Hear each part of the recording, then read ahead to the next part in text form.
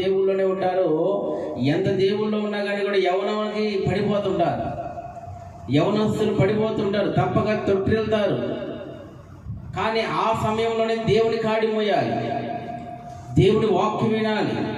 అవసరమైతే దైవజనుడితో ఏంటంటే పరిచర్యకి పోయేటట్టు ఉండాలి.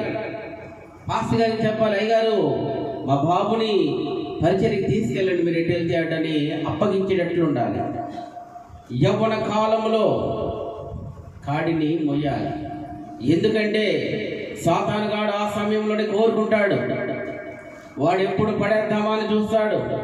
చిన్నపిల్లలు అప్పుడు పడేయలేడు, ముసలోళ్ళు అప్పుడు పడేయలేడు. ఎప్పుడు పడేస్తాడే అంటే యవ్వనంలోనే వాడు పడేస్తాడు. సాతానుకు కావాల్సింది బలం, బలమైన వారు కావాలి, బలార్జులు కావాలి. బలార్జును పడేటకు సిద్ధముగా ఉన్నాడు. కాబట్టి